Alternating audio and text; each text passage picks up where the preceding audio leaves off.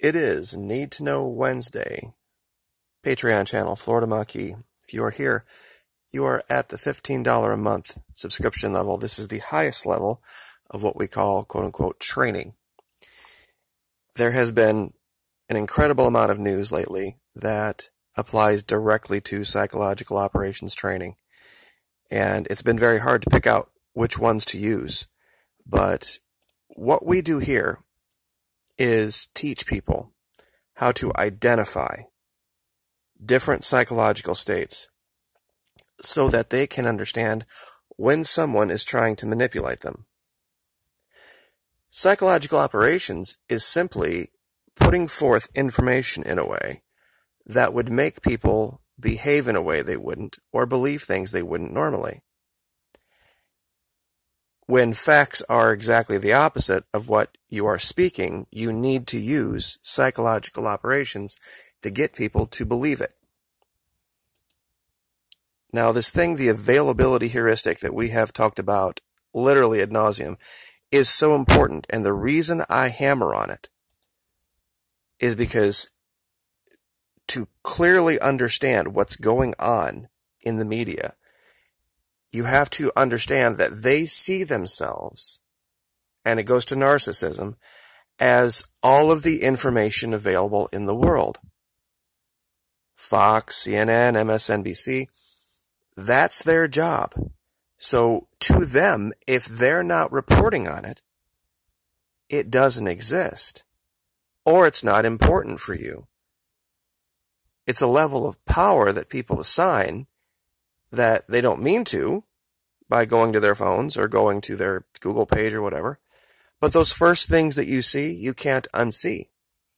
It's the automatic assumption that because it's leading on Google or trending on Facebook, that it must be super important because other people are looking at it as well. With no one realizing that it's not something anybody looked at organically. It was created for you. Ergo, it is a psychological operation. This thing, and I'm going to talk about it again with Alex Jones, is so emblematic of this exact state. What you're looking at here, of course, is the confirmation bias. This means that things that you already believe, juxtaposed over what the facts say, are all you will consider. It even further narrows the amount of information and the things that you believe, creating this.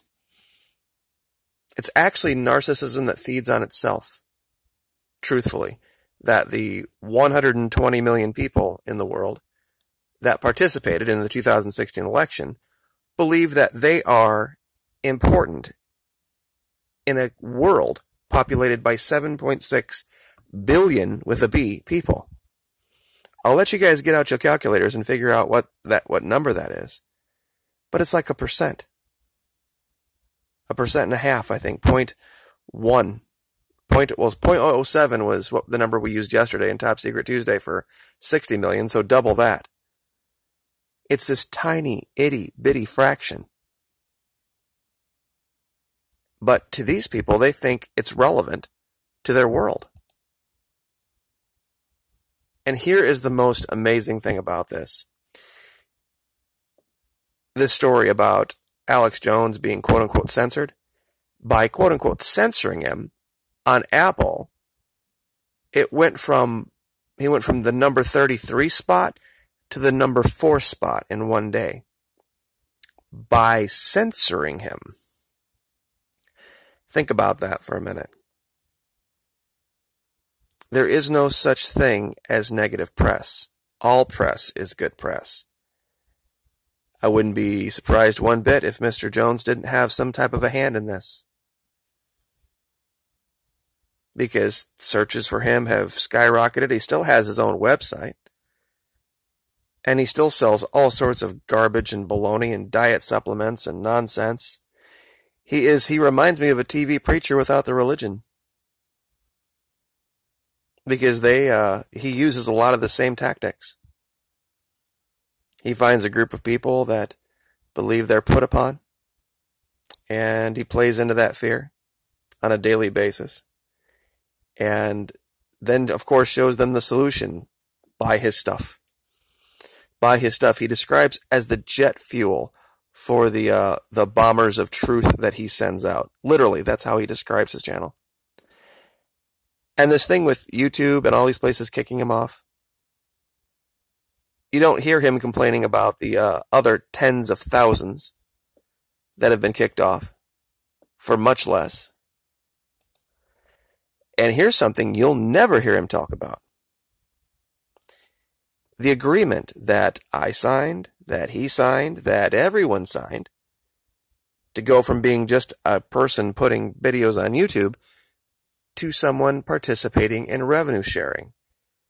Revenue sharing is an incredible privilege. It is a privilege that you can put content out and they allow you to. They're the ones that went out and got the advertisers, not me, not him. And that they encourage good content and good creation on YouTube. And I know this is Patreon, ironically, but you're actually watching a YouTube video that's just unlisted, by the way. That they will reimburse you. And if you do it properly, they will reimburse you quite well. And it can change your life. And all you have to do, and anybody who's been to my channel knows that I don't shy away from controversial things. We talked about Parkland. We've talked about the election for a while. We talked about the issue with the Fitzgerald. We've talked about different disease pandemics. All sorts of things. But you have to use discretion. And that's something this man does not have. But by his lack of discretion, he appeals to people that don't understand what being genteel is, or what being a gentleman is, or gentle lady in that case. That things can be discussed in a way like adults without going completely off the rails and doing things that harm others, which he does on a regular basis. And you can read through this PDF, creators-rev.com/WP content, or you can just shoot Google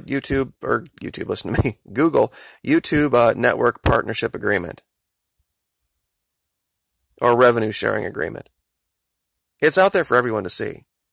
And you can clearly see that the man signed a piece of paper that said that he would not do exactly what he did. And when you look, strangely enough, at his older content, and I wish somebody would ask him this question. His older content, when he first started, he wasn't heavily monetized then, and he didn't have all the sponsors then, but supposedly then it was about truth, and he was dropping truth bombs then. Why is it such a big deal now that he's not monetized? He wasn't always monetized on YouTube. If he was able to do it then and drop those bombs then and get the word out to people then, why is it now such a big deal? I think we know that once you get bitten by the money bug, you just want more and more and more and more of it. The only thing that you'll ever need is just a little bit more. But it goes to narcissism. It goes to availability heuristic, that his followers, his viewers think that he and his information is relevant when it's not even remotely relevant in the world. Why? Because he even says the group of people he's speaking to are those who support Donald Trump, which we have shown is 60 million people in a world of 7.6 billion people. I don't know how anyone could put those numbers together and say that on a world scale that anything they believe or anything that they would see happening in the world would apply to them, given the tiny, tiny, tiny, tiny, tiny group of people they are. But psychological operations do have this effect on people. It can inflate their sense of self, inflate their importance. And funny thing, doing interrogations, which is what I did in the Army, that was a tactic we used. When we made people believe they were super important and that their information was super important, certain, psychological cues would tip us off that would be a tactic and a technique to get them to speak. Because when they thought what they were saying was really important, they couldn't wait to share it and show how important they were. So, anyway, confirmation bias, availability heuristic, and narcissism, all wrapped up into one, can be a technique that you use, especially if you have narcissistic friends, to get them to reveal things or manipulate them in ways that they may not know, and you can create all sorts of different operations in your life. Works great on politicians, and we're going to be getting to that here probably the next month or two, about how you can, just by mailing letters or sending emails that are worded a certain way, you can make them change the way that they approach their followers. No lie. And I'll show you how to do it in about a month or two. Anyway, like, share, subscribe. Thanks so much.